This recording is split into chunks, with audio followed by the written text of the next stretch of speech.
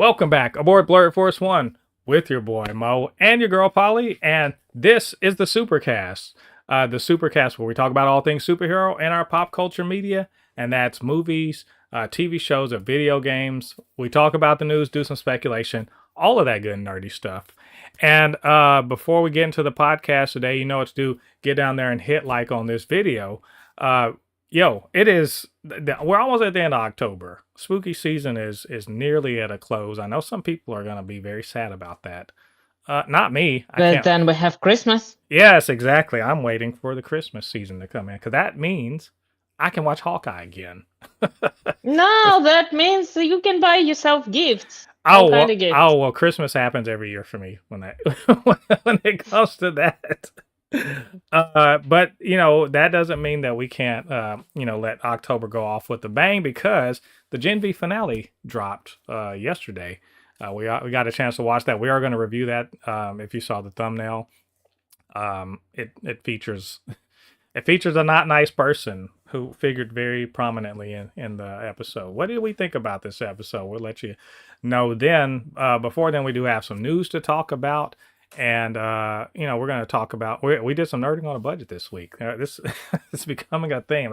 I feel like I've inspired a bunch of people to get nerdy on the cheap. So, but before we do that, Polly, how you doing? It's good to see you back as usual on the podcast. You have a big smile today because I feel like you got nerding on a budget. I feel like you got some wins. Well, actually, I had a pretty good week. I did read. Well, it was last week, but I did read some comics. I finally did read some comics, and these are good comics. There are good comics coming out right now, so y'all should read them. I'm gonna talk about them a little bit later, but I did play a lot of Marvel Rivals. Marvel Rivals today, by the way, is an update in the game, and they released a new mode, PvE mode. Yes. Yeah, it's supposed to kill zombies in there and then fight Zombie Namor and Zombie Wanda. Nice. And I'm dreading this, but I'm gonna do this right after the stream. Yeah, because I didn't have time to do that. But yes, I did do nerding on a budget. That's what I did all week. I didn't buy a lot of stuff, but the purchasing, the waiting, that's excitement. So you want to see it? Hell yeah, I want to see it. Everybody wants to see it. Yeah. Let's go. Okay, so the first thing, and for me, as a Reed hater, this is a big one. It's a very big one. Oh, this is Jonathan Hickman's Fantastic Four, the whole arc in the Marvel Premiere Collection, which is nice. I did not expect to even find these books here because they did not have them. They had on the trades, and then I saw this, and of course I needed to buy this. What can I say How about much? it?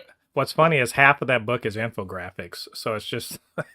Actually, no. That's the irony. This is one of the few Jonathan Hickman runs that do not include infographics. But I'm gonna say that the print quality is kind of like worse than what you would normally have in a trade paperback or hardcover. But well, it is cheap. It is a great story, and it is it's the whole run in one book. That's nice. Pretty that is impressive. Awesome. That's awesome. Yeah, I'm really happy that I got to buy this. I did see DC's Court of Owls, which is my favorite Batman arc, but I mean it wasn't on sale. It was not available. It's just existed there at some point. That was a disappointment. I would have bought that too. But well, what can you do? Right. The other thing is my favorite thing got delivered today. Distracted me from work for like a good half an hour. This thing. What is that? Hell yeah. It is an X-Men 97. Yeah, wow. The art and making of the animation series. Okay. And for any X-Men fan, this book is a must-have. So and obviously, in the book, is his face blurred out? No. We don't talk about Bruno, okay? Well, he is. As far as I've seen, so far, like I only skimmed through the book, but it does seem like they pretend inactively that he doesn't exist I, and never existed. But gotta say, this book has literally everything that a fan of the cartoon could possibly want to see. This is exactly the kind of book that I would have wanted to have when I started watching X-Men Evolution, mhm. but that didn't exist then, nor I had money at 14. So, but now this That's has like that's all the cool. character design sketches, Mm. different environments that are included in the show. It's amazing. It's really like Christmas is coming. Buy yourself a gift. This is an amazing book. Love it. That is a beautiful thing. You Yeah, should, you know, that is not all, because after that, like a couple hours after that, I was about to like do a work call, and then the delivery people called me and they delivered this. oh shit! Wow, Yes. that is wow. This is gorgeous. Like right now, I have his standing on my table, like on my Nice. work desk, and I actually have like a sick collection of capes there. Just like because I have this Storm and her cape is amazing, and Right. now They're gonna have a come cape on, off. They're gonna have a cape off. this It's his cape is sick. It's and the statue itself, it's not very expensive. I'm not sure how much it costs in America, but it's like a very cool plastic figure mhm. with a very good design, very good proportions. It's amazing. Nice. Yeah. And it's also like it's my first Batman statue, and he's gonna go and join his kids because I have the diorama from the Gotham Knights game. Okay. So he's gonna be there with his kids and Harley Quinn for some reason And because I have a huge statue of her. looking disapprovingly, I'm sure. Like Oh yeah, oh yeah, yeah. So yeah, that's minority. I didn't just. I also got some superhero socks, just so you oh, know, like yeah, Superman and Batman socks. Yeah, I love uh, that. important things, for a grown ass person. Uh, wouldn't say that I nerded on a like really limited Oh, budget or anything, but we gotta make sacrifices. yeah, Probably not gonna eat for the rest of the month, but who cares? it's fine. You know, I mean it's a gig diet. that the good thoughts and vibes will keep you Oh sustained yeah, yeah. through Thoughts and prayers. I let's see. So I this week I did some nerding on a budget. I'll show you in a second. I was posting about it. First, I bought a bunch of first, stuff. Huh? yeah. You have before you talk about like literally anything, you have to answer one important question: Did you buy the Legends Oh yeah, figures yeah, that yeah, you yeah, have? yeah. Yeah, you didn't even talk me into it. You just kind of like I was already I had I had a foot in the water anyway. I went ahead and I bought know, it because I know that when yeah, people come to me with this question, should I buy it? They already know they want to buy it. They just want to hear it from me too, and I always say yes, you should. so that I will. I don't. I probably won't have it in time for the next show, but we'll see. It's. I think it's. What did it say? 7 to 10 days shipping. So who knows? This is Maybe about a Christmas retail. time. Yeah, a retailer I haven't bought from before. A big bad toy store. Um, they've been advertising like a motherfucker on YouTube for me. Like I will get their ads like I get their ads at least a few times a day. But I wouldn't have bought from them except I randomly looked on Google for Marvel Legends figures and they had some cheap ones. And I was like, what's going on here? So I jumped on it. They had like some for 60, 70, 80% off. Some of them I already had, but the ones I ordered 7 of them. I think the grand total was like $71. That sounds about right because it was 65 before taxes and shipping, so it's like $71. So I mean, look, $10 a figure is pretty good in the Trump economy. so I feel pretty good about it. You guys will see. I'm not gonna spoil it. I did do some other things. I watched Werewolf by Night in color. That was really Hell yeah. fun. It's not the same. I will admit it's not as good as the black and white version, only because the black and white version has both the nostalgia and the color change at the end actually makes a bit of a difference, but still a really good story, a good spooky season story. I highly recommend anybody, if you haven't watched it, watch it. If you have watched it, go watch it again because it's worth your time, most definitely. Also, over the past week, I went and saw One Battle After Another, which is the Leonardo DiCaprio Chase Infinity, Sean Penn. It's a Paul Thomas Anderson movie. Excellent. You need to go see it. Polly, I'm telling you specifically, because I feel like you'll get it. But it's actually it's really good. It's I went and saw it with a friend, and we both like but are also sort of detest Wes Anderson's sort of weird turn to, like, he's sort of a self parody now at this point. But at one point I was watching the movie and I was like, this is like a Wes Anderson movie if you take all the twee out and just like leave the absurdity. There was a point where that was like that. It's such a good movie. Um it's about radicalism and white supremacy. Surprise, almost everything is about white supremacy in this country. It's also about, you know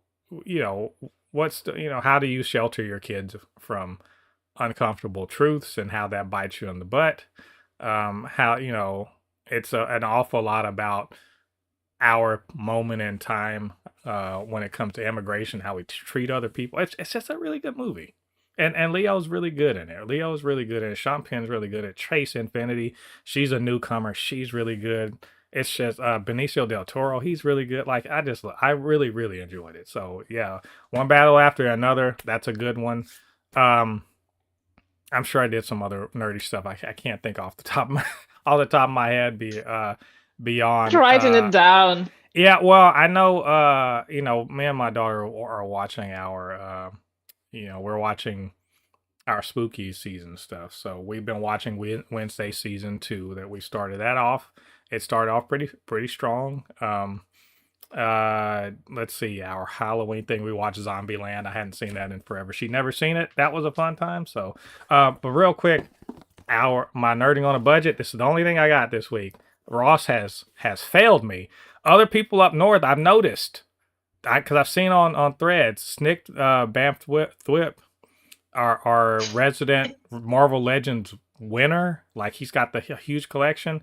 They got a Ross. He's in New York. They got a Ross in New York City finally, and he went it the first time. Nothing. Second time, got like 2 Marvel Legends like wins. He got a two pack of one of something, and then another one.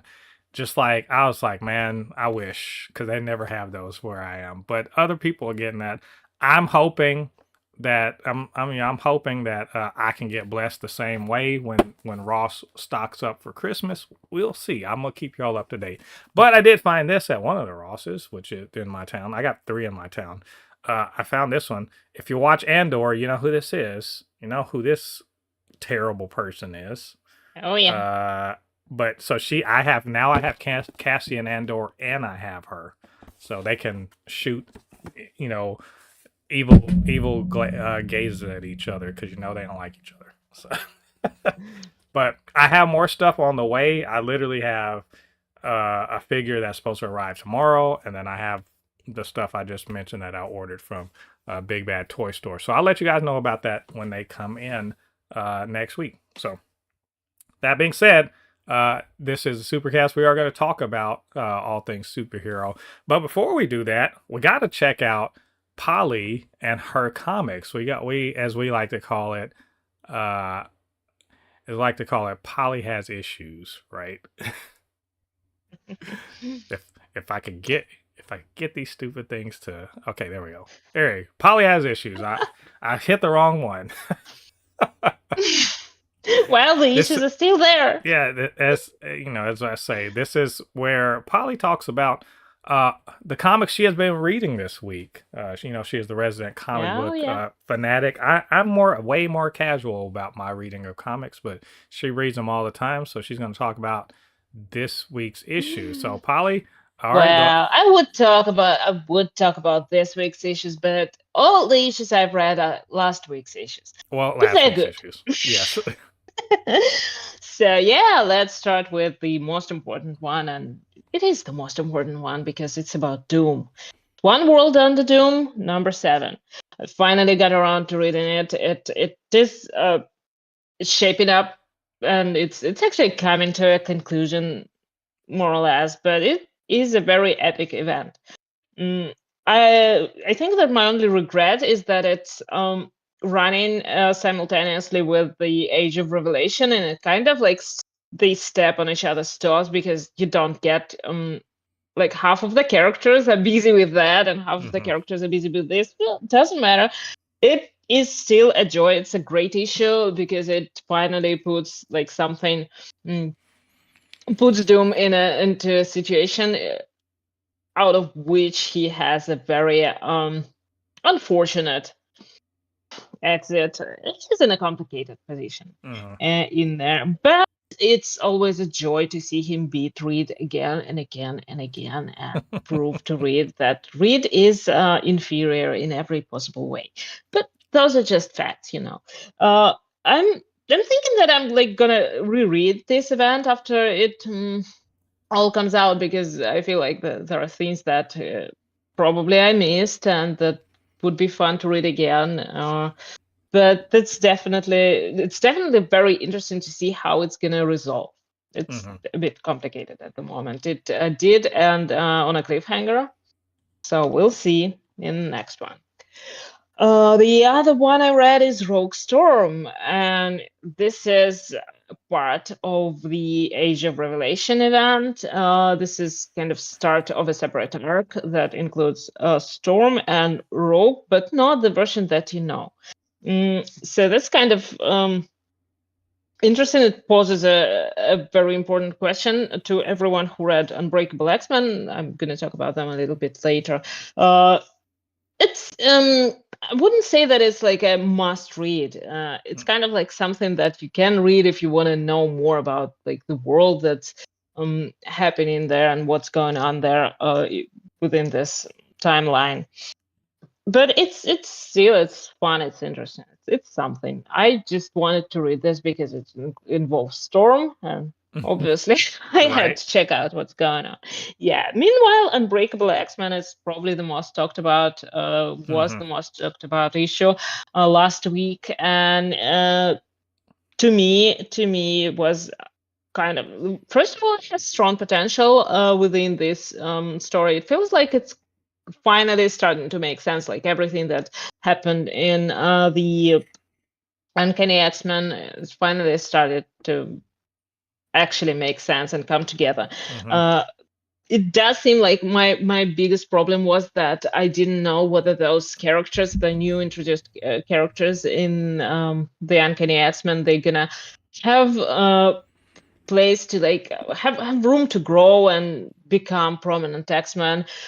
This is an attempt and a strong attempt to do that, but they kind of still sidelined in favor of like Rogue and Gambit, Hmm. obviously because they're fan favorites. I don't know where it's gonna go. I can't say that I agree with every decision that's made in this book, but like that's it's still a great book. It's still gonna be something cool. I'm sure of it.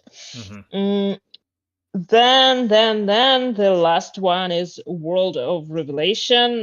This kind of like an anthology that does talk more about the world that is ruled by Doug Ramsey, and like every possible future that X-Men have to deal with. This one is terrible. It does include several arcs. It does include an arc about Charles Xavier and Apocalypse, and it's kind of like makes you think, why the hell do they keep dealing with Apocalypse? Just imprison him somewhere. It just doesn't work. None of his ideas work. And Yeah. Charles Xavier, well, what's to say there? But they're obviously disappointed with what Doug has done. No. And Wait a minute. I just as an aside, you motherfuckers just did Krakoan Age. You can't talk to anybody yeah, about shit you're doing. You can't like at all. yeah, but it's kind of like their fault also. In the long run, they're like, oh, he's my heir. Oh yeah, he was my student, and I'm like, yeah, you're the problem, the two of you. Was and Doug, Uh, Doug wasn't Doug was he was pretty important within the Krakoan era also, was he not? oh yeah, yeah.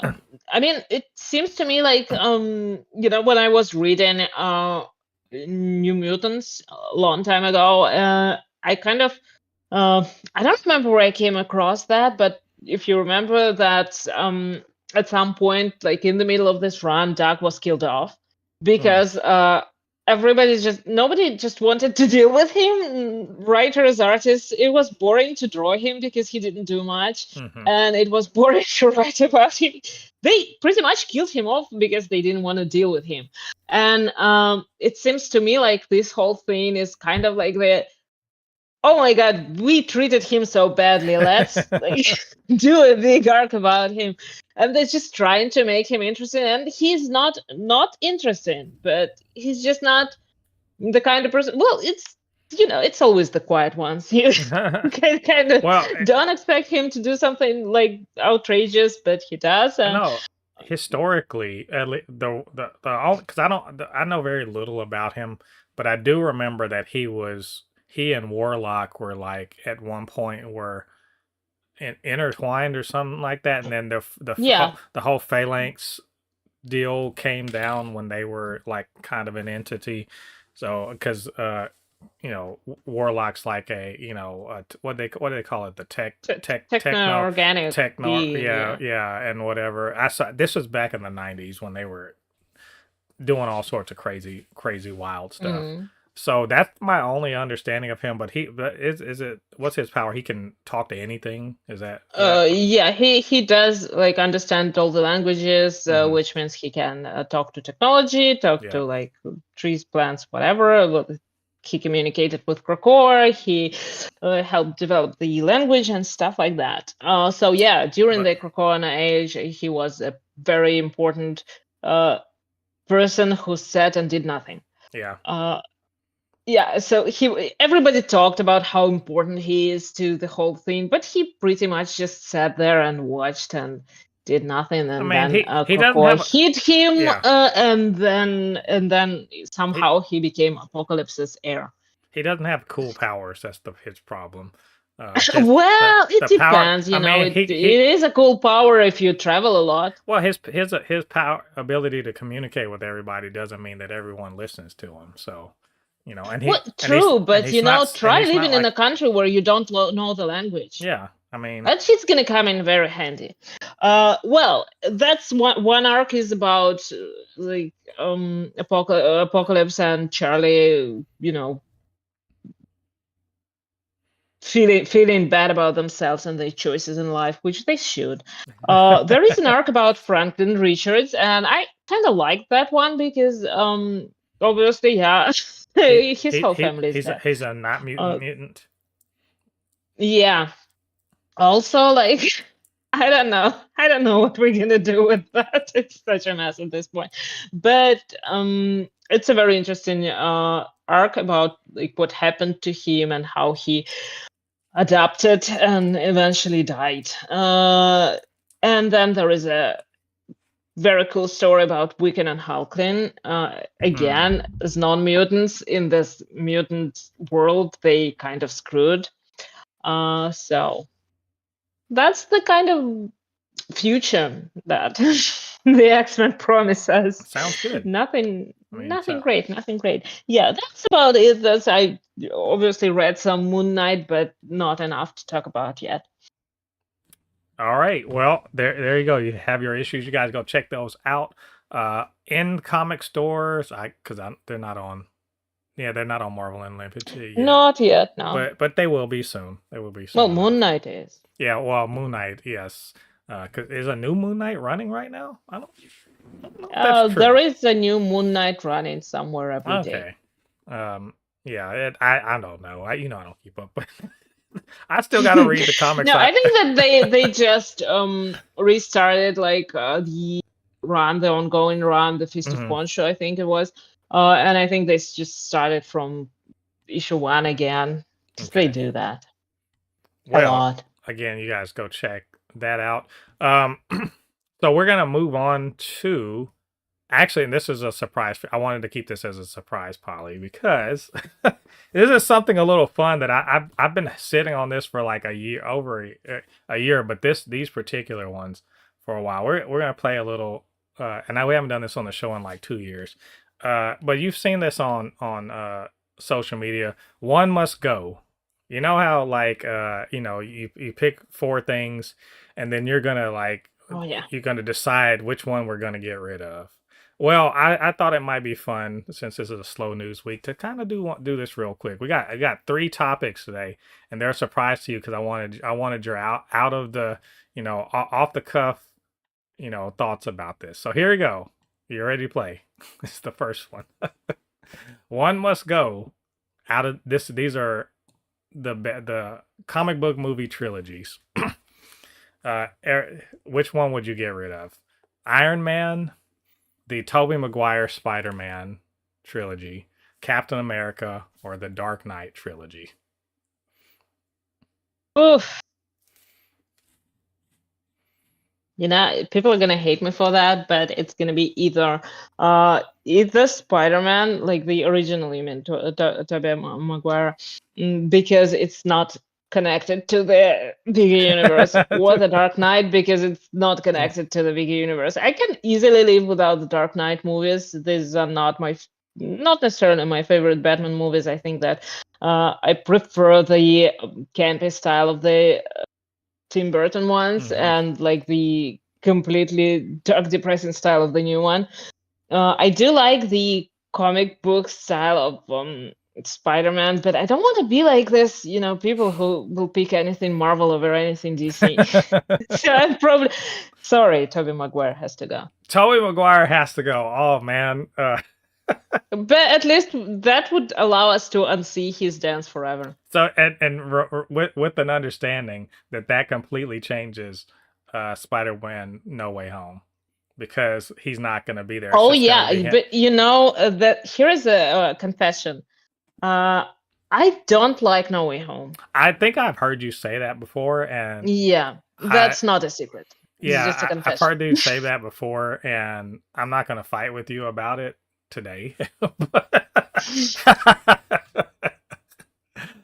So let me see. Out of the we can't get rid of Iron Man. You can't get rid of Iron Man. That's a given. Or Captain America. Which is funny. Honestly, Captain America is the one that I'm like absolutely not because there's no bad movie in that trilogy. And there's not one bad movie in the trilogy. Iron Man has one bad movie because Iron Man 2 is what? No, Iron Man 2 is whatever. disagree. Iron Man 3 is Iron Man 3 is okay. But Okay, we're gonna save this fight for the day we fight about Spider-Man No Way Home. But Spider-Man, I'm gonna win. the Spider-Man trilogy has a bad movie, Spider-Man 3, and the Dark Knight trilogy has a bad movie. It's not bad. I mean, the Dark Knight Rises is all right, but it's not great. Based on all of those, I think I hate to say it because I love the Dark Knight. I would think I would ditch the Batman, the Nolan trilogy. Um, Mainly because without it, you still have the DCEU. The DCEU still exists. You still have you still have the Burton Batmans. You still have the Batman, the one we gotten recently. And it doesn't necessarily. It doesn't. The only thing we lose is Heath Ledger's Joker, which but that's unfortunate. You also lose the weirdos who idolize him. So. Yeah. Yeah, so actually I think I'm right about that. I think if you get rid of Spider-Man, you get rid of two of the most important comic book movies in that era. They were in the early era Yeah, of the but comic only book movie. one Uncle Ben death scene. Yeah, well, I mean, yeah, and it's retconned. That's I mean, if you but Spider-Man 3 is not good. But I think the first two are good enough and they're important enough that they're so important to the comic book genre that I think they outweigh the one, in my opinion, the one movie in the Dark Knight trilogy that is important to the genre, which is the second one. The first Batman Begins is great, but it's Is not. it important to the genre or is just a fan favorite? It's that yes, both. I think it's both. It's important because I I mean, think it's kind of like, isn't it one of the movies that made them try to become more realistic, and that's how we got yeah. the DCEU? Yeah, I think it's important in the sense of the box office and the sense of artistic direction, and I think it moved the genre forward in a good way, and making people look at it as a genre that's worth dialing in for, and around the same time that Marvel was sort of getting their shit together. So yeah, I think yeah, Dark Knight, yeah, you gotta go. It's okay. If y'all disagree, you know what to do. Uh, Next one. This is even more fun. This is TV shows, more recent TV shows. So you have The Boys, WandaVision, Loki, or Arrow. So Oh, yeah, Arrow is an easy pick. I'm going to disagree with you on that. Look, I'm gonna have to I'm going explain to myself disagree. here. I watched the first, well, I don't remember, 3, 4, 5 seasons. I watched like several seasons of the Arrow, and I liked it in the beginning, but it became like worse and worse and worse in time. And I just can't stand, like, at some point it's so annoying. Like, how can you be that serious and so that dramatic? I mean, Jude is pretty much like, he's more dramatic than Batman at some point, and that's not the character that is in the comics. No, well, he's a big old like he's a super liberal in the comics. He's like I'm super rich, but also I'm woke as hell. So he was woke before woke was Yeah, was a but this thing. one was like, I don't think he was He's even just rich at he's some just point. he was rich, but he's just Batman. He's basically just It's just sad. Like, he's if low you're rent that rich, you Batman. can't be that depressing. Yeah, he's low rent Batman basically, pretty much. Yeah, Um, yeah, he's but like Timo Batman. I think I think I have to disagree with you only because the Arrow birthed a whole universe. The CW Arrowverse and it had like four shows. They had the Crisis crossovers. I mean, it was a big like it for a CW, a low budget ass CW. They made a whole DC universe before DCEU could ever get off the uh, off the mark. They had a whole because of Arrow. They had an entire Flash TV show that ran like 10 9 8 what 8 9 10 seasons 9 seasons I want to say Yeah, I think I quit after season during the same 5. time. And when they announced the Flash movie and they started the Flash TV show around the same time they announced the Flash movie and ended the show before the Flash movie came to theaters. I have to keep them around because without Arrow you get none of that. Out of those, Well, maybe you don't get the Flash movie. I mean, I think we still get the Flash movie, but but like out of I have to, some terrible things are yeah, inevitable. They're it's I just mean, fixed points he in remember time. he showed up in the Arrowverse. He So did, it's his fault. yeah. Um, here's the thing: is I didn't even watch these. I watched Arrow season one and a half of Uh, seasons of it. I I watched some of it, watched but because of like that, 4. I definitely watched 4 seasons of Arrow. I watched like 5 or something like that seasons of Flash. I watched the Legends of Tomorrow, mhm. 2 seasons at But least, and I tried watching Supergirl, and there was yeah, they had Black yeah. Lightning. They made Stargirl. That so like they Oh actually, yeah, yeah, yeah. and then they Tried to ended watch that too. and again the Crisis crossovers also the Superman and Lois spun out of the Arrowverse, which everyone loves Superman and Lois apparently. Three seasons that people say are really great. Um, and because of the Crisis crossover, they also got to bring back Tom Welling very briefly for it as as an alternate universe Superman. So there's a lot of good in there for people that like Smallville. There's a lot of good in there that I think you lose if you don't have Arrow season one. For me, the one that I could do without, even though I love it. Mind you, I love this show, so I'm not gonna say. But I think the boys, you take the boys away, I don't I don't think it makes that big of a difference if for comic book movies and TV media, does not make a huge difference. And I again, as someone who loves the show, I love the boys all the seasons. I like Gen V. Gen V's my thing. I think the world would be perfectly fine if we never had it. Uh, That's true. whereas I'll be damned, you can pry Loki season 1 and 2 and WandaVision out of my cold dead hand. Oh well, no, nothing from the MCU goes. You can have Secret Invasion if you want. I mean, yeah, I would if Secret Invasion. That's the only one I'm prepared to give away. Secret Invasion, I would trade that. Look, I would trade Secret Invasion for like so many other things. Being here. I don't hate it. I think it was okay. It's just that it's clearly not going to be referenced ever again. Yeah, they're going to pretend like it doesn't exist. I wish I could. I'd rather like Agents of S.H.I.E.L.D. stay in. Yeah, please.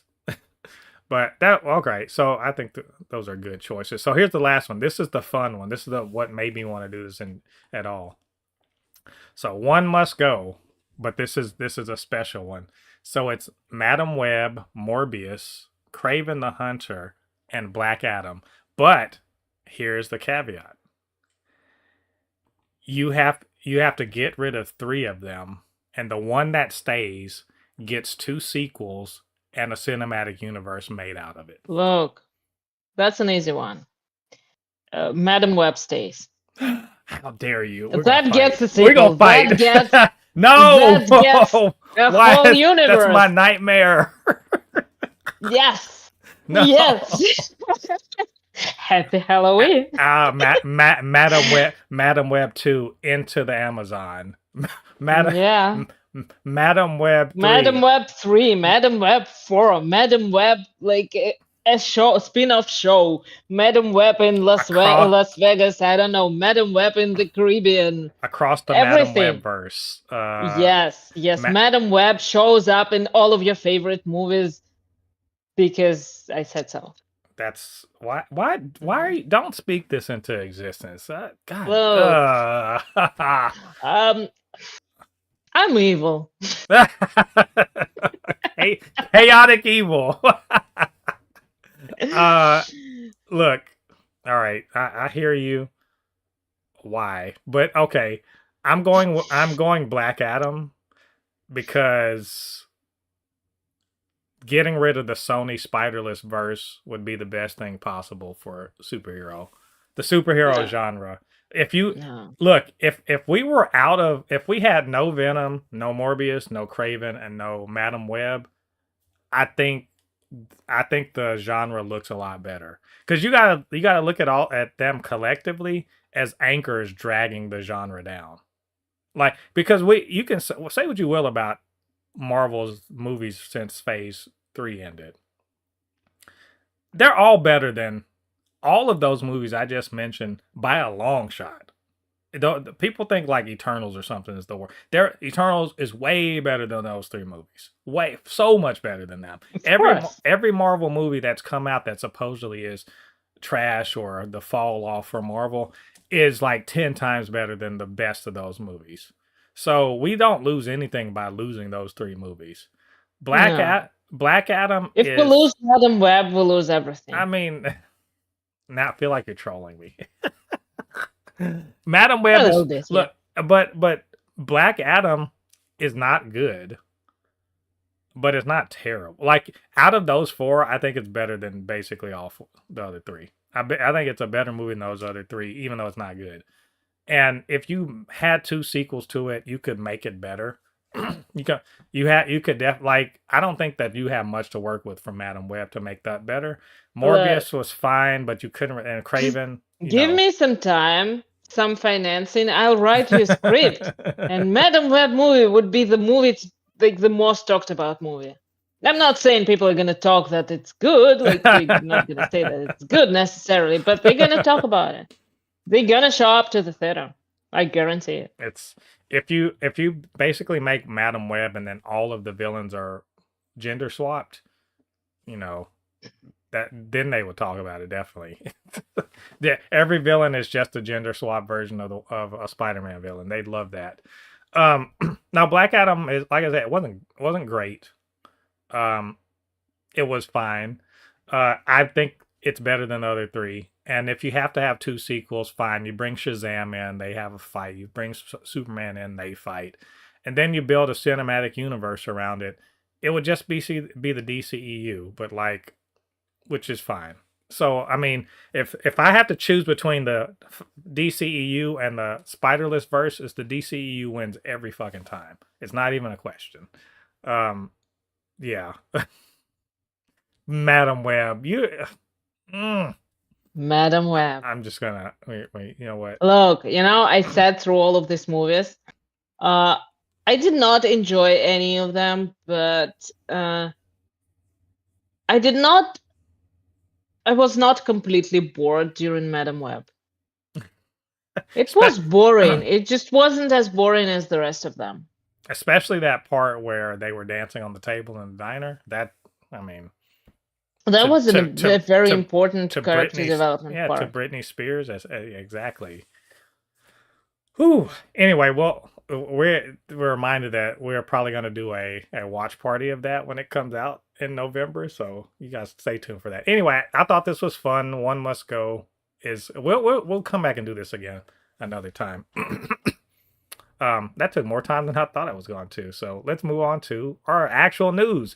Marvel Cosmic Invasion. This is just a real quick one. This is for me mostly, but also as an encouragement to Polly, who, let's just say, had a less than successful outing when it comes to the demo. I played Define it. success.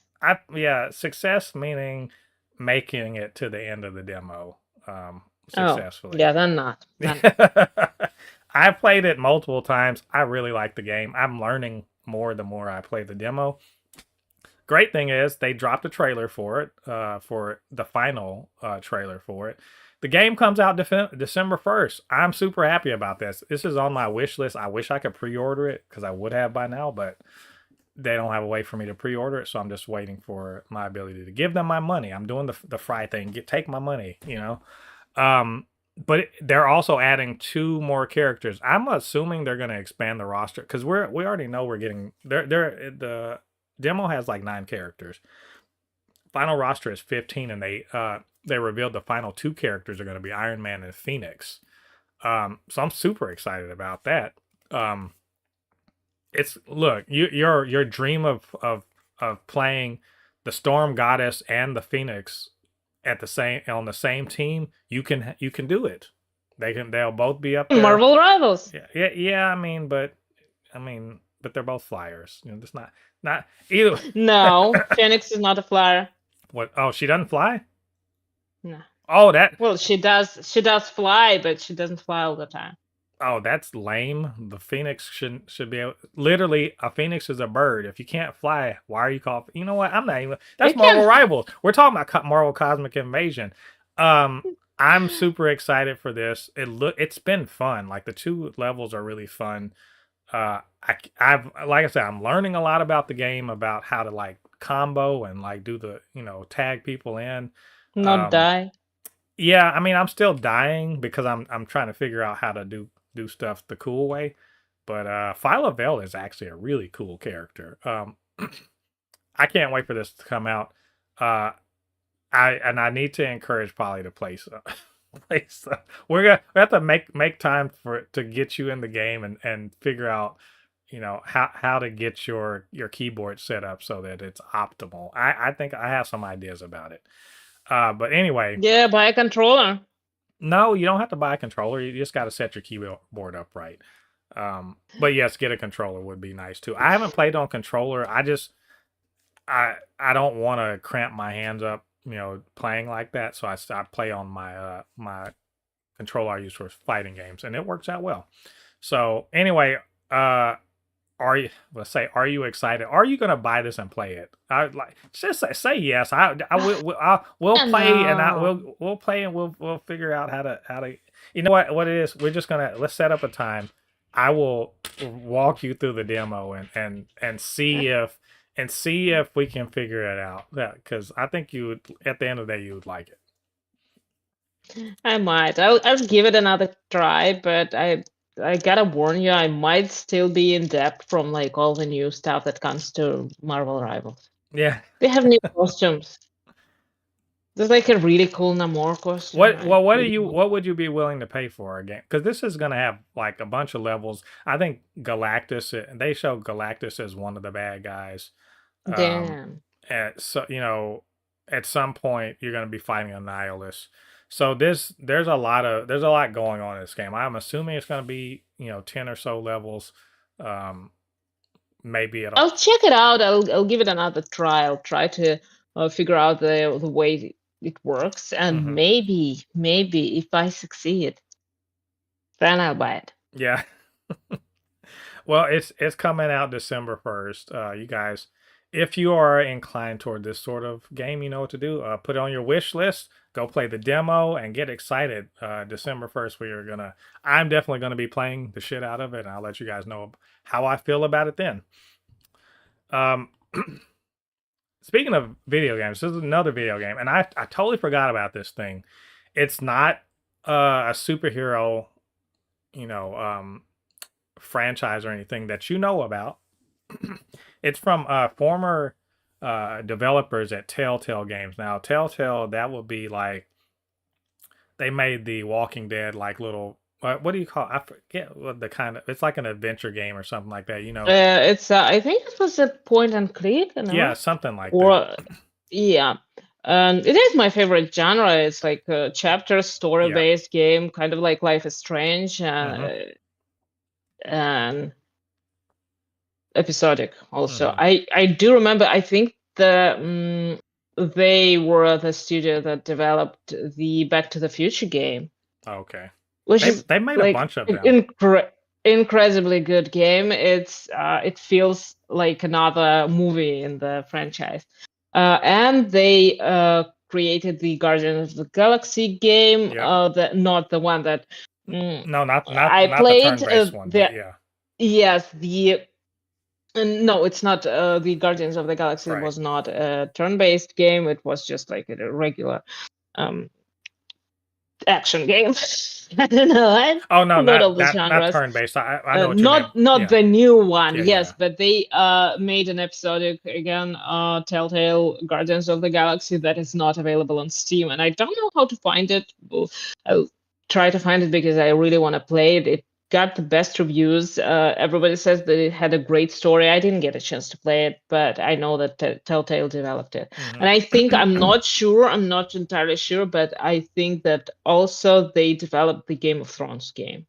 Yeah, they also did the Tales from from Borderlands, which is kind of like Mm, about Handsome Jack and before he became the villain of Borderlands 2. hmm They've done a lot of those games. There was a time when those are very very popular genre. Right Yeah. now not so much, but Still my favorite genre, by the way. they're trying to bring it back. This dispatch thing. I don't know if you had heard about it. I remember seeing something about this maybe a year ago, but I've never heard of that. I'd forgotten about it. But this game basically is a game about a guy that used to be a superhero. Now he works as a dispatcher at a superhero company where they send out superheroes to deal with various situations. And it's part like that the game where there's dialogue trees and you sit and talk to people and you make decisions and it kind of guides the way the story goes. But there are also mini games and little things you can do as a dispatcher.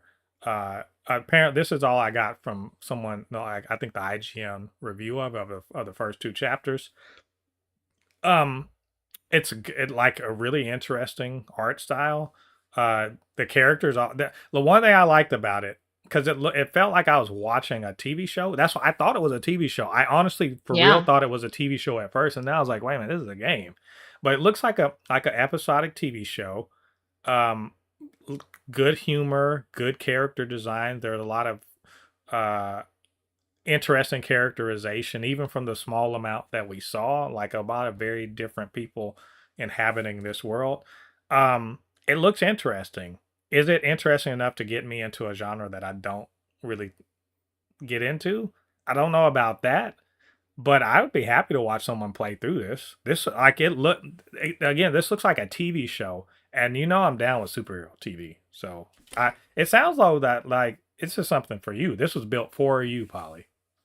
This is definitely something for me. This is one of my favorite genres. I've played a lot of these games, and kind of, they're relaxing in a way, but at the same time, when your decisions matter, that kind of brings an edge to it.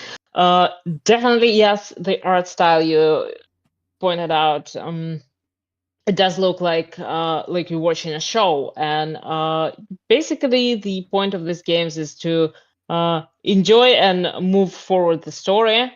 uh, and it kind of, yeah, it does feel like an interactive story experience.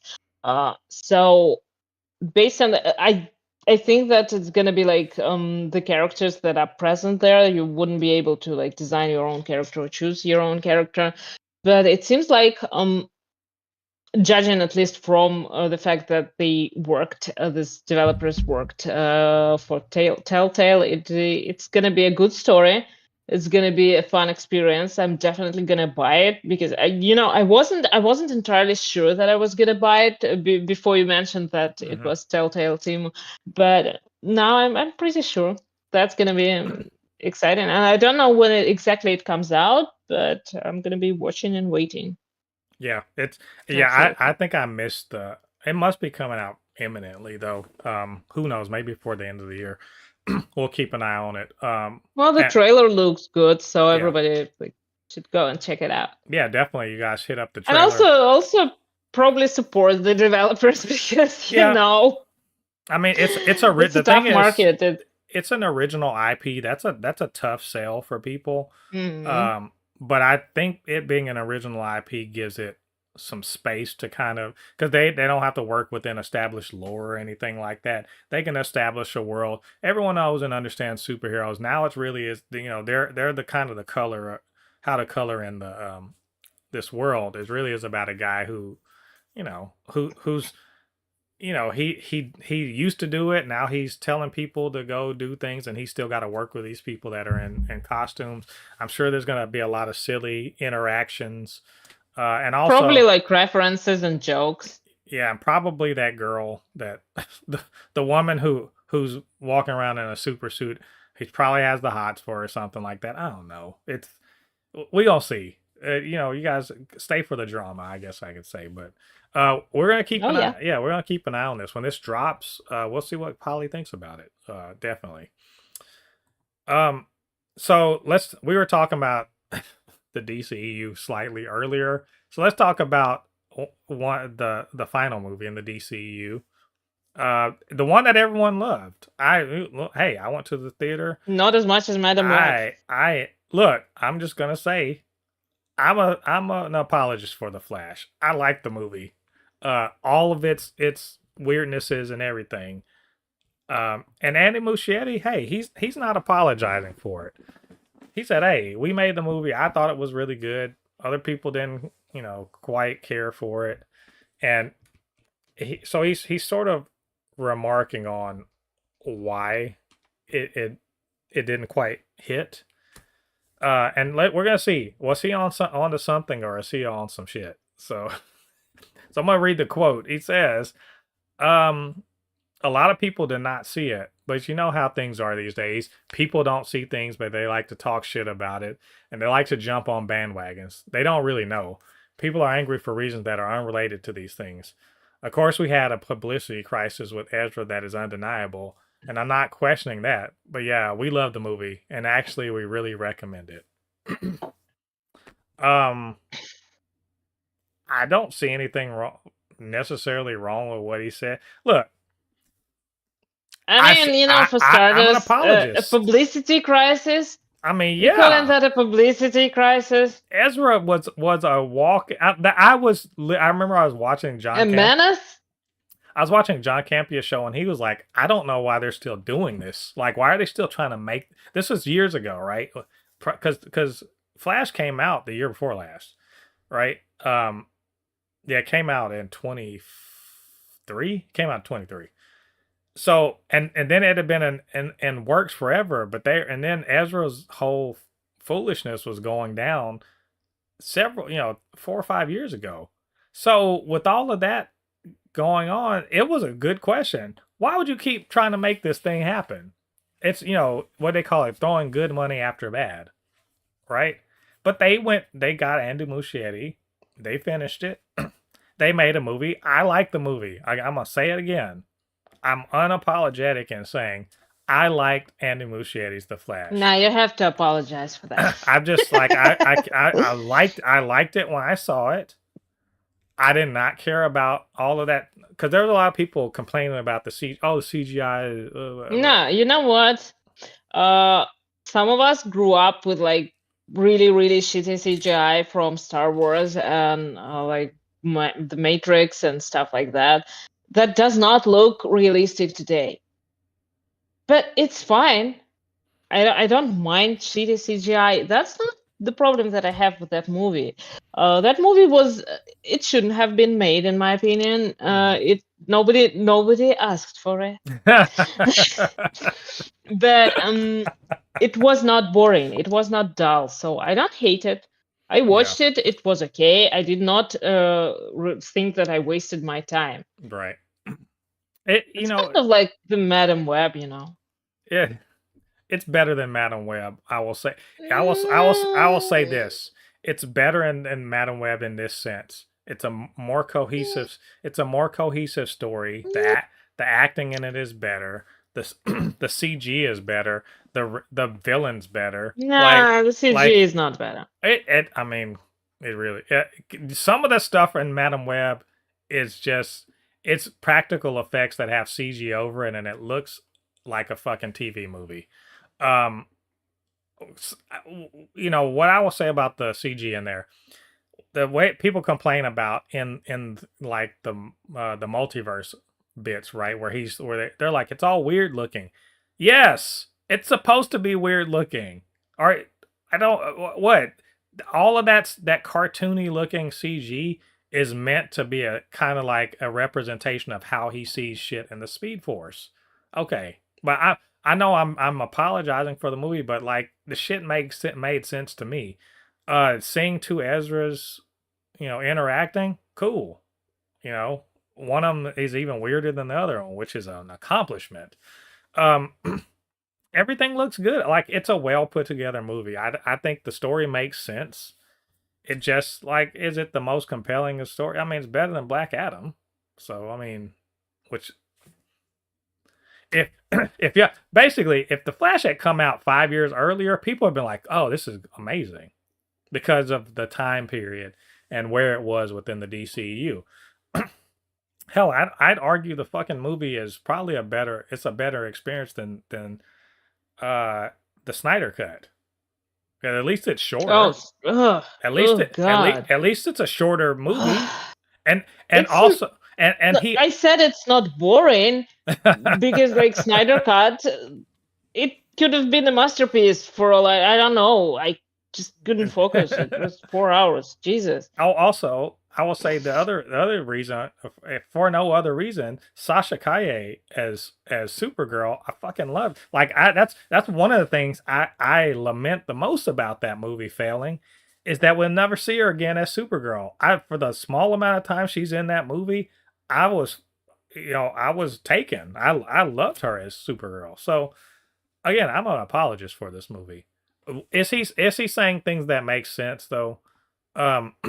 People not seeing it and talking shit. Hell yeah, we know that's true. No. People watched it and talked shit. No, when it came out in the theater, it flopped for a reason. Not many people went to see it. I remember I was one of few. Like even the comic book fans were like, I'll wait for it to hit streaming." Li- Oh, okay. So a lot of people didn't at the time. They were talking shit about it online. They hadn't seen it. They saw the trailers, and that those of us who had seen it, a bunch of people didn't like it, and a bunch of people did like it. Now it's been out on streaming for a while. People have had a chance to see it. I haven't heard a lot of people And clamoring they still to don't go like it. watch it. I haven't heard a lot of people clamoring to go watch it. I Um, don't think that a lot of people talk about this movie no, in and general. It's just something that happened and that people forgot it and moved on. you also forget that the ending of the DCEU preceded this. Remember, See, it's the kind of like this Fox movies that mhm, came out after Fox after the merger was was bought out. announced. Yeah, Yeah, yeah. and we're like, And one of okay, them is really good. Like New Mutants is one of my favorite movies. I okay. really like See, it. And thank you. by the way, it's a horror movie, which Yes. is perfect for this season. Uh, So yes. okay, so I'm not the only one. Like I was legitimate. I wanted to. I didn't want to fight people, but I wanted to be like, I don't think we watched the same movie because I like New Mutants. Like I saw the thing that I liked about New Mutants is I could see that it is a movie that needed a bit more work, but even without the bit, because like they were not going to put more money into it, even without putting more money into it to kind of finish it and really put it, get it to where they really want it to be, even without that, it's still a really good story. It's a Uh, well, the it's a good story. It's a yeah, good adaptation of the Demon Bear saga, and I do love that it has only these characters that you yeah, know. They're all in a confined space, and this movie didn't need a lot of money. This movie, it looks like pretty cheap, but really high quality horror story, which hmm, is the look that they were aiming to achieve, and I think they achieved it. I yeah, think it works perfectly, and I really enjoyed it. Yes, there are some like casting choices that people have a problem with. I understand, but it doesn't make the movie bad. yeah. Uh, Well, like again, with Flash, look, I think that because the DCU was ending, people were uninvested in this thing because some people were not interested because of Ezra Miller. We know that. We know that for sure. Other people were not interested because like they just didn't care about Flash. Can we admit that also? The previous DCEU movies did not get people hyped for more DCEU. That's the problem. The DCEU's problem was that they could never build momentum, right? You'd get a Batman v Superman, and people are like, what is this, right? But then you get a Wonder Woman, and people are like, what is this, right? And then you get like, Justice League, and people are like, uh, or you get or you get Suicide Squad, which I liked Suicide Squad, but I understand a lot of people didn't. But you kept having these that sort of they could never build momentum. So by the time this comes around, this is I do 10 I years do in have a problem. gestation. Do have a problem with Wonder Woman, the first movie, because it's pretty much like it's Captain America movie. I mean, I'm not It's mad just the about same that. movie. I'm not mad Uh, about it. It's a I war. The am. difference is no Nazis, but but still Well, beating Germans up. there are future Nazis there.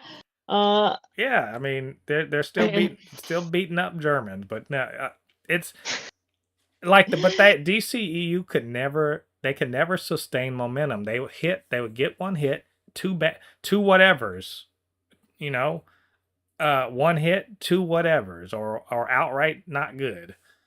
And yeah, but what do you do after a Snyder cut? That's it's so they you don't yeah, have any place to go after it's that. just weird. I It's just think if anything, I think the Flash's failure and let's all also throw in Blue Beetle, which didn't deserve it, by the way. It's a great movie. Did not deserve it, but it's tarred with the same, brush as the other ones. It's Flash's failure is also, I think, a failure of Zack Snyder's vision for the DC universe. It's the final. It's yet another strike against the DCEU as Zack Snyder's vision, because it's very much it's very much it has the DNA of the Snyderverse in it, for better or for worse. And Muschietti did what he could with it. And again, I like the movie, and I think he did some good stuff with it. He did what he could, but it wasn't enough. Um, he said, it basically publicity crisis, people on the bandwagon hating, and all the other stuff. Some of that, I mean, maybe or may not be true, but I don't think he really gets to the center of it, which is that the DCEU was a failure, and that he knowingly made an entry in a failing universe. Hell, even James Gunn knowingly made an entry in a failing universe, which is good, but it was it was dragged down the same way the other later movies in the DCEU were. He redeemed it. It's Yeah. quite a different But story but because but remember, the Suicide Squad did not make money. It did, at the best it did, it broke even, and there are several reasons for it. But it was not a box office win. And it's a good movie, but it's dragged down by the weight of the DCEU's failure. It was already failing when he made that entry. Flash was already failing. I mean, Flash was gonna fail, I think, no matter what. Hell, they could have had they they literally could have said, we're gonna have Henry Cavill come in as Superman instead of Supergirl. It would not have fixed the problem. This was the DCEU is ultimately the reason. The failure of the Snyderverse vision is ultimately, I think, what drags this movie down. But it doesn't help that Ezra Miller's a problem. Doesn't help. He certainly didn't help the situation at all. So anyway, they could have put. I'm not kidding. They could have made this movie with Grant Gustin that everyone was like, get him from the Arrowverse. Yeah. They could have made the movie with him, and it would not have moved the needle at all. I'm telling you, they were sunk. They were on the Titanic, bailing water with buckets. It was not going to fix the problem. Anyway, but I'm looking forward to it. Welcome to Derry, and also Brave and the Bold. He is supposedly going to be the director of that. I hope they get it together, because I'm ready for Batman in the new DCU. So we'll see. We'll let you guys know more information about it when we get it. Speaking of the DCU, James Gunn, he went on a bunch of podcasts. I did not listen to them all because I ain't got that kind of time.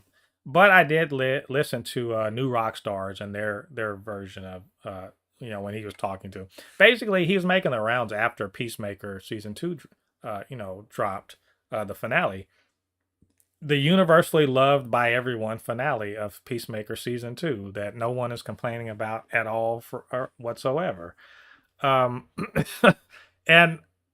we talked about it. We talked about how we felt about it. And he got on and was talking with, I think it's Screen Rant and Screen Crush, sorry, and New Rock Stars. And he let some tidbits go. And these aren't huge bits of news, but I thought they were interesting. I thought we might talk about it. So, one of the things he said was that Darkseid he has no plans for Darkseid at the moment. And his reasoning is there's several good, and I think they're good reasons. One is that Zack Snyder already kind of handled it, right? He already did it. So he doesn't want to go back and kind of go back over that, retread that. Another one is that he's very similar to Thanos. And Marvel's kind of done that. Marvel did Thanos about as well as you're going to do. I don't think if they reboot it in 30 years, they'll do Thanos as good as they did it on this one. But they could. Who knows? I'll be like 70 something. So if they do it right, I'll let you guys know.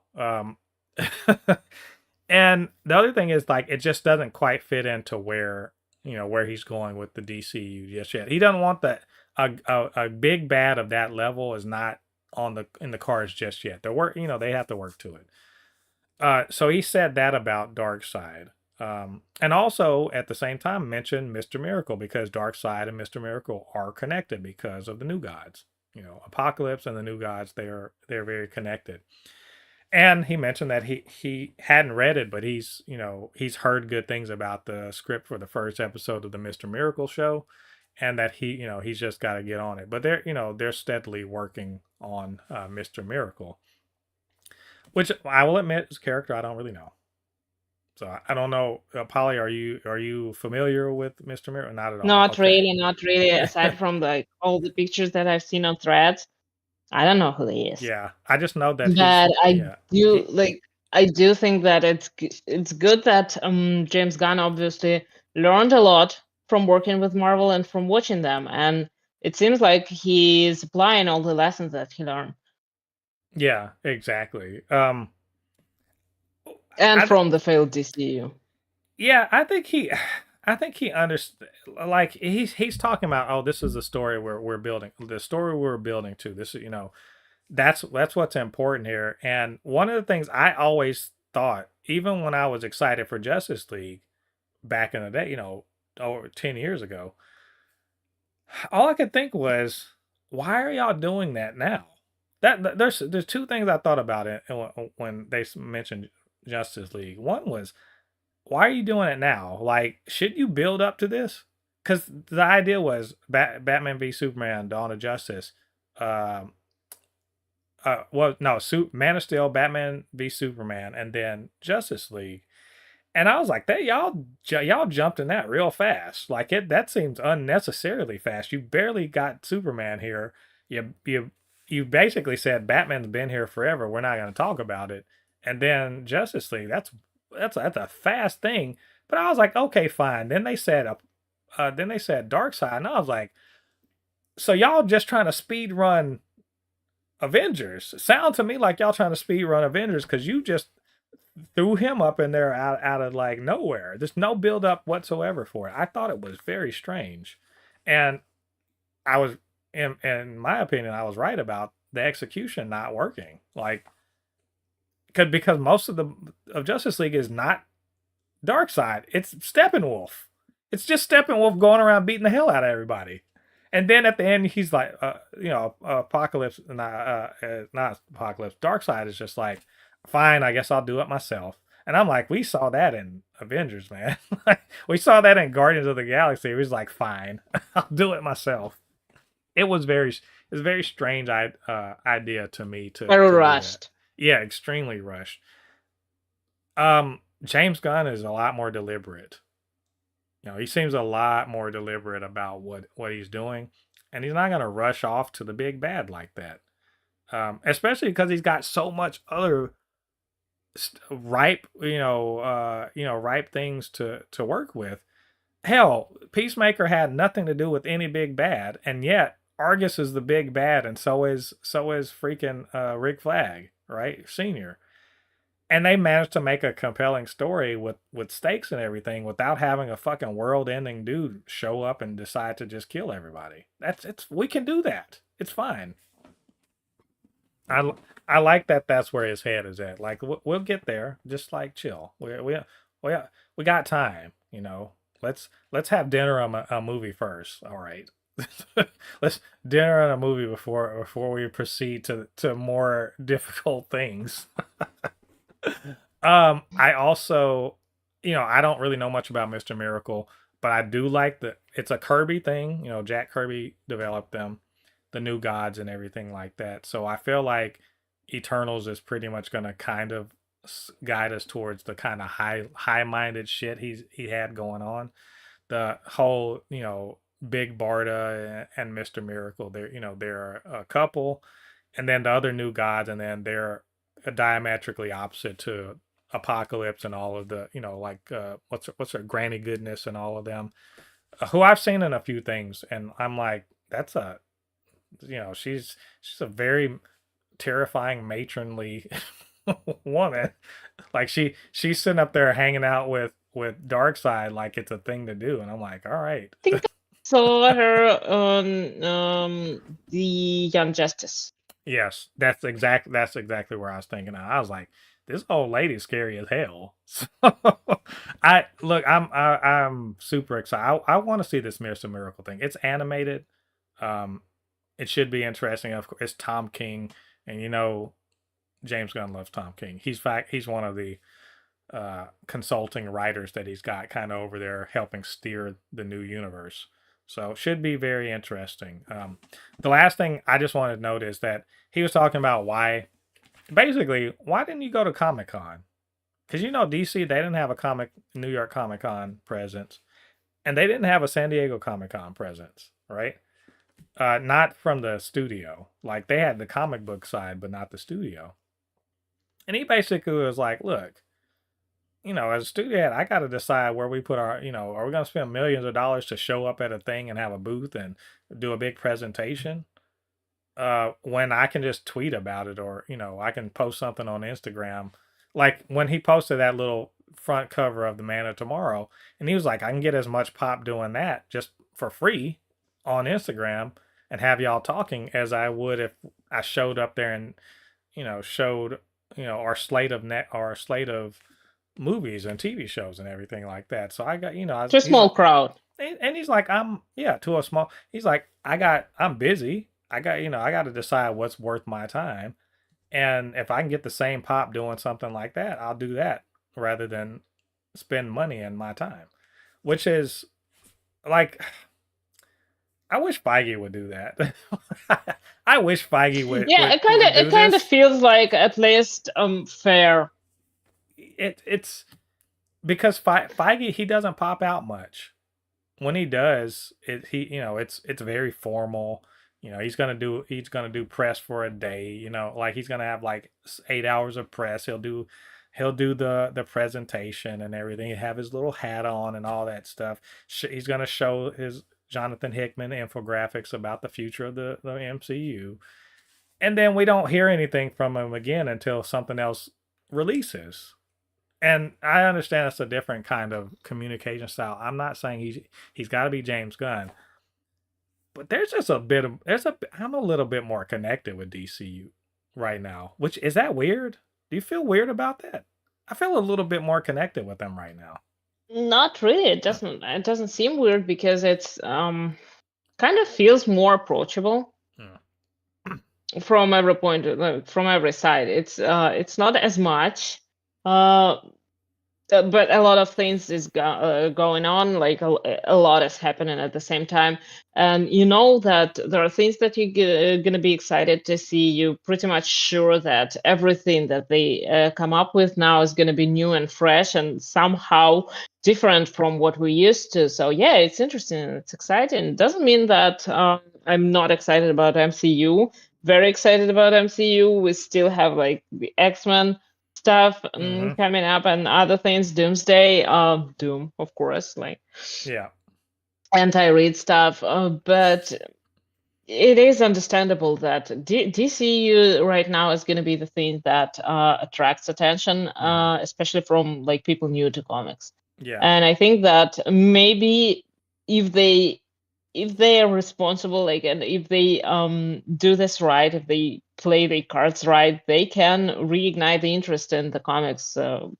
from like all the generations. They can do that. Yeah, and I think James Gunn's, at least for us fans. Now, I'm sure his posts and everything, you know, they don't necessarily get attention from normies or whatever. And I think that's fine because I think he's doing the important work of reconnecting with the fan base. Those of us who are dialed in, reconnecting with us, reestablishing trust, um, getting us excited so that we get the normies excited, right? We get regular people excited too, to get us out there proselytizing essentially for the product. If we are talking about it, it's going to eventually lead in because my daughter, she's not super into this stuff, but the people that she watch on TikTok or whatever, they start getting into excited about it. Now it starts getting into the normal crowd. Now they're going to be more interested. Superman got buzz like that. Yeah, did it kill the box office? No, but it did very respectably. but the buzz of people like us getting excited get people who are more mainstream excited. Now people are talking about Superman again, which is big. Like, so I think he's kind of, I think he's threading the needle, so to speak, of talking to us but not centering us, right? But also, and really kind of focusing on the storytelling and making sure that's on point too. So I'm like, yeah, fuck the Comic Cons. If they're not serving the purpose of, moving the needle, why the fuck would you care? Like, you don't need to give them money just to show up. And I know San Diego Comic Con has gotten people into the idea that every year they have to do a presentation. Every year they have to do it. No, it's only if you got something about to come out, or as he said, a trailer that's really important that you really, really want to push. Sure, but beyond that, it can be on threads, dog. I'm there for it. So anyway, I thought all that was interesting. So good stuff, James. Yeah. Which takes us to our review of the Gen V season 2 finale. Just watched it this morning. Same. I have some thoughts about this one. I did not. Let me just say, I usually post on threads while I'm watching the episode. I think I only had about 3 things to say during the episode. Take from that as you will. I think we'll do non-spoiler. Even though I will have to say, there's not a ton of spoilery stuff in this episode. At least nothing that if you watched the penultimate episode, you couldn't have kind of guessed what was going to happen. A lot of stuff was if I was saying, look, I like this episode, I was kind of let down, I think, by this finale. I think they had a good concept. They started off strong with the season. They had a good concept. They were setting the stakes and everything like that. There was a lot of emotional weight to what they were doing, and then they did a Marvel ending, and I was just like, oh, come, like you know how you watch like Black Panther. I love Black Panther, by the way, so this is not me shitting on them. But at the end of Black Panther, they said a lot of things. There was a lot of like messaging in it, a lot of thematic stuff. They were saying big stuff, but at the end they got to have the fight, right? So they end up so you have the Marvel ending. They're two of them fighting, right, on a train and everything like that. Wakanda Forever, same thing. There's a lot of important things being said in that movie, but at the end of the day, they got to have a fight. So they have that big fight on the boat, right? WandaVision, same fucking thing. There's a lot of very interesting things being said in WandaVision, right? So maybe some of the best, like, underlying themes and messages in the MCU. Like, what is grief but love persevering, right? Possibly the best thing that's ever been said in the MCU. But they still had to have the pew pew fight at the end, right? So that's how I felt about this episode. You said a lot of cool things, about a lot of interesting things, a lot of parallels to what's going on in our world. There's a lot of that going on, like where I can see y'all are thinking hard about like the subtext or the outright text. But you built up a villain and you got superpowers, so you kind of had to beat his ass, right? And that's it. So they have the big so they build up Godolkin and they make him like he's a big problem, and you're thinking like, oh shit, this guy's gonna, like, he's major. And then they have the pew pew fight, and it's underwhelming. I'm just gonna say it. It's, to me, underwhelming. I did like the episode though. You know that most people would say that the opposite. Like if there was just a conversation at the end of the like Thunderbolt. The thing is and they would be like, "Where is my pew pew fight?" Yeah, which is, I got more to say. I'll explain it a lot more, especially in a spoilery way. But I think my ultimate problem with this finale is that Godolkin's a lame bad guy. That's pretty much it. He was built up to be this badass motherfucker, and he turns out to be pretty regular motherfucker. So Well, that kind of makes sense because every big motherfucker that you encounter is just a regular motherfucker pretending to Yeah, be big. he was That's the wisdom in there. he did not live up to expectations. It's like you went in. No motherfucker ever does. It's like you were like, oh, we're fighting the Brotherhood of Evil Mutants, but it's the one that's not run by Magneto. It's the one when Magneto's on vacation. You're like, oh well, come on. It's run by Mystique. Yeah, well, not even Mystique. It's the Toad is in charge this time. Like he's good night. Like this is gonna be trash. So, anyway, I've talked a lot. How did you feel about this episode? No respect for Toad. No. How'd you feel about this episode? I mean, it was okay. You we called everything, and at this point, nothing was that surprising. I was a little bit confused. Like, seriously, that's the big plan. The big plan is just. I feel like it was just kind of a boring plan. Thank you. Oh my god, exactly. Exactly. And it's not just that it wasn't exactly underwhelming. It just was not cool. Yeah. You know what? Exactly. This is because this show is supposed to be like the real world, right? It's supposed to be the real world with heroics or superheroes or whatever. And that's the problem. Our world's villains are boring as hell. And they're lame in their motivation. They have no panache. They have no style. They're not grandiose. Their aims, their plans are transparent. Their aims are they're ridiculously banal. Like, oh, I want more money. Oh, I want more power. Oh, I want to make sure that more money and power. I want to make sure people that don't look like me are scared of me. It's the lamest shit.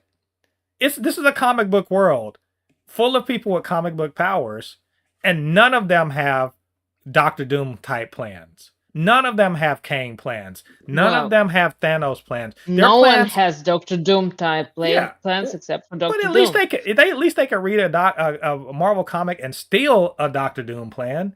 Like, you get what I'm saying? None of their plans are interesting. Godolkin's whole thing is he's a white supremacist at his heart, but once he became a superhero, he became a super supremacist.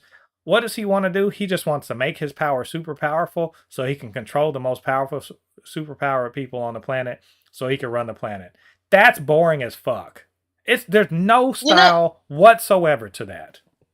I mean, the first part of his plan was kind of interesting, like to remove everyone with stupid superpowers. That was I would accept this plan if it was like just that, because he had an idea or like a vision. He didn't have no vision. What was his plan? Like, we're in spoilers now. His fucking plan was, I'm going to invite everybody to come to my seminar and make them fight to the death. Why? You're just, and his real thing is, I got to control as many people as I can, stretch my power out so that I'm strong enough to control Marie. And if I can control Marie, I can control Homelander. Therefore, I'll be the strongest motherfucker in the world because I can control the two baddest ass soups in the world. Yeah, okay. So he proceeds to do it by just being like, everybody come to my seminar and we'll make a man out of you, right? It's really stupid because the first person that rolls out of there start a cult. Yeah, he doesn't. And even Sage is looking at him like, I thought you were smart. Sage was like, I liked you for your mind. You're actually stupid. Not just so disappointing. I just said we got to be careful about introducing you to Homelander, and your bitch ass gets on TikTok and be like, "Hey, I'm a superhero. Come to my seminar." No, why? He's dumb. Like, I really for real embarrassingly. he's like, and I realized that it's because Sage was doing all his fucking thinking for him. So here's a black one. She's like Clarence Thomas here in America. You know, if you know who Clarence Thomas is, Who is it? he's a Supreme Court justice. He's black, but he don't like black people, pretty much. What the heck? Oh, Does he not have a mirror? I'm sorry. For whatever reason, I have a freaking. Okay, there we go. I have a freaking timer that's going off on my my thing. I have like 15 Sorry. alarms during the day at random times. That's okay. Yes. Anyway, the point I was trying to make was Clarence Thomas is like he's a black guy, doesn't like black people. He votes accordingly. And so the reason why I compare is that he's often doing stuff specifically, you know, aligned with like white supremacy. And she is similarly doing that sort of crap, right? Specifically doing, but all of the ideas are hers. He's taking all of the credit for it or whatever, and he's fucking it up. And guess who else? She's like, she just loves doing this with these kind of these white dudes with power complexes, because Homelander's the same fucking way. Like, and you saw he called her. He's like, "Who the fuck is this?" You saw him calling her. Like, who is this? Who's this Godolkin person you're talking about? Mm-hmm. And I my post I posted about it was like, oh, you know, her side piece is acting up, and now her man is like, who the fuck is this? And why you been away from home so much? And now she got to explain herself without getting her head lasered off. That's one of the only interesting things about interesting ideas in the episode was Sage and how much she was invested in what was going on, and once she realized he's an idiot and like he's literally trying to, like when he said I got a cold to herd, I thought he'd walk around campus and be like, because he's, you know, he knows everything about everybody on the campus, right? I figured he'd already figured out everybody he didn't like, and he was just gonna be like, you kill yourself, you kill yourself. I thought he was gonna walk around like Carrie at the end of the movie Carrie, and he was just gonna be like a wake of destruction behind them of people killing themselves, and then they'd have a big fight on the quad or something. And I'm not saying I was writing this episode in my mind. I just figured he'd be doing that. No, he doesn't do that. Oh, come to my class. And motherfuckers go there.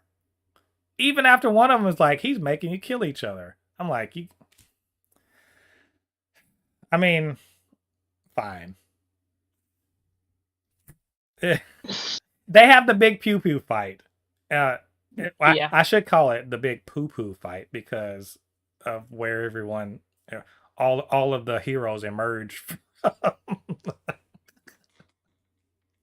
That was an unnecessary long scene. I mean, I guess the upside is since he has a black hole in his anus. I guess the best thing is that it's clean. They didn't come out covered in.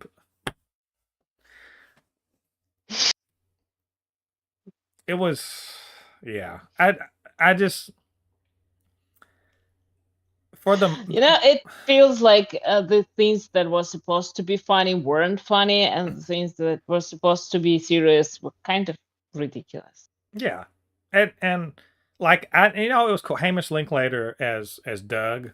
You know, he's like, thanks. You know, I'm hurt. Thanks for. You know, we get Black Noir shows up. That's cool. You know, the new Black Noir shows up, and kills the guy. I mean, like, look, and Polarity has a moment with Sage, which I think is interesting. So many black superheroes are in this space. There are a lot of black people involved in this show, and I'm not mad about it. It's just interesting. You got one that's collaborating with Homelander, one that's explicitly going to go against him. Like they're setting up a lot of stuff clearly for the season 5 of The Boys. Like it really, this whole episode. I said with Peacemaker finale, it's a bridge to the rest of the DCU. This is a bridge episode to season 5, the final season of The Boys. Yeah, I suppose that it's gonna be like essential to the final season, and it would pretty much make sense only if you watched this. Yeah, this I mean, show. like at the end, it's a cameo. So Like, oh, technically, if the whole team is joining the resistance, yeah, what they call themselves, yeah, it's only gonna make sense. But on the other hand, like I don't think that it was necessary. I it, think that I would have preferred if they kept this as the separate thing. I think I've arrived at what's getting me here. Is that essentially it feels like the way Marvel movies have felt, or TV shows, but Marvel movies have felt in the phases 4 and 5, where they'd be like, "Oh ho ho, here's a person that you know," which is okay. Like I'm not against it, but it felt a little cheap. Not gonna lie, they were like, hey, it felt like they filmed these and while they were filming The Boys season 5, and they're like, all right, well, we got Jesse T. Usher, we got Aaron Moriarty. Let's have them show up here, on the thing to kind of tie it together.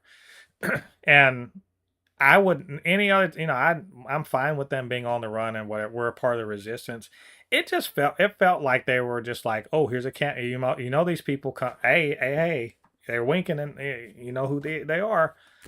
And it wasn't the impact, I think. Like it didn't impact me as much as Starlight showing up in the first episode, right? To say, hey, go to school. We need you there.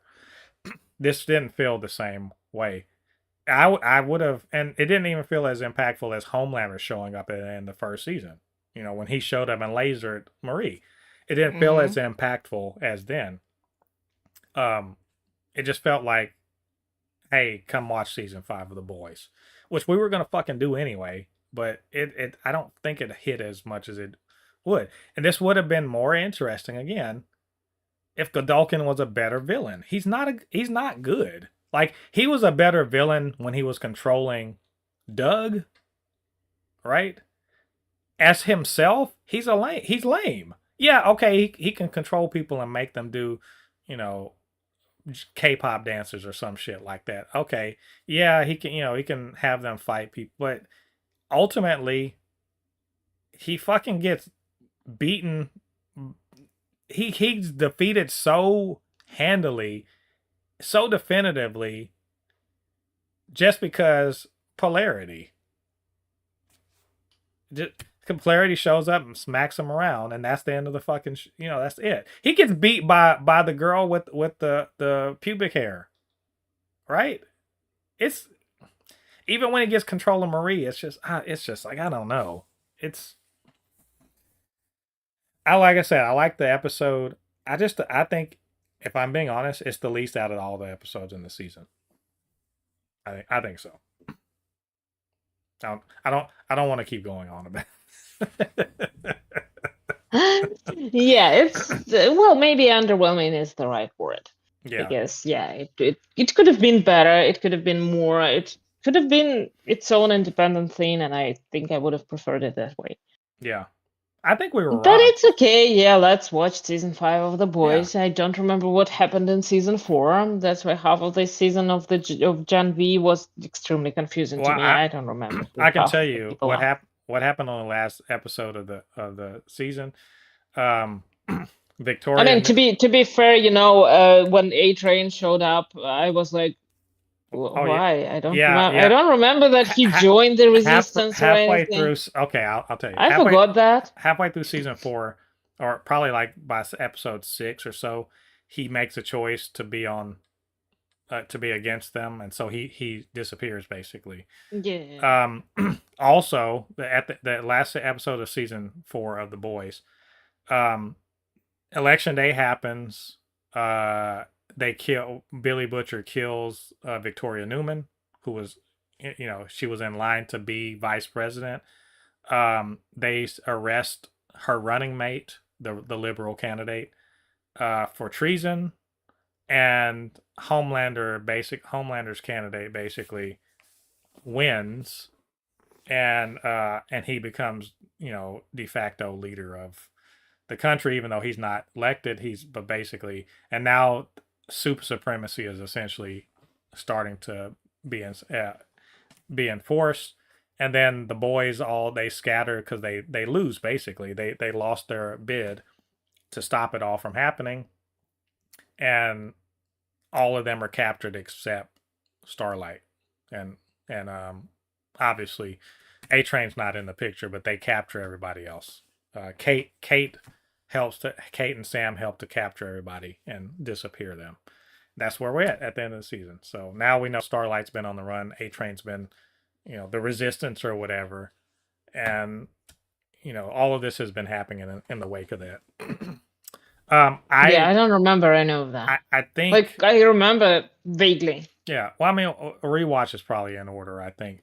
Mm-hmm. I think what's bugging me about it also is that there was a promise that they are never going to fulfill because they kill off Godolkin, and that is, how are Godolkin and Homelander going to coexist? Right? Sage's plan was, I'll have to introduce you to him. He's not going to like, if he knows what your power is, he's not going to like it because he won't want to be controlled, and and he's afraid of and Godolkin even says the problem with Soups is we've embraced mediocrity because Homelander is the reason why, because he's so insecure. He's got an inferiority complex. He's so insecure. He can't allow other people to be greater than him. And so we have people on the Seven that are trash, that we should have other people, but because he's so insecure, we can't have them on there, he'll kill them. And so his idea is, once I'm able to control him, we won't worry about that. We'll have Soup supremacy, where the weak are cold and the strong rise and run the planet. We're never going to see that because Marie kills him, right? And I'm like, that sucks. I wanted to see that. I really, really wanted to see them. Well, technically, his power is kind of the same power as Marie, in the sense that she can control his body, not his mind, but his body. So we're still gonna see that, probably. Yeah, I mean, I think Marie obviously is going to be super important to fighting Homelander. I think she's a lot stronger. I think she'll be able to at least physically take punishment from it. There are several people that can fight him and not die immediately. So Billy Butcher's one. I mean, she can pretty much stop any physical thing that he's gonna try to do. Possibly. If he can try to attack her, she can stop that. Well, like, he can try to laserize her, she can stop that. I wonder if she can give She him. can pop his eyes, probably. Yeah, can she give him an aneurysm? Like what? Because Godolkin is powerful. He was, as they said, he doesn't age because he has the V that's similar to Stormfront and what's his name? Homelander. Not Homelander. Soldier Boy.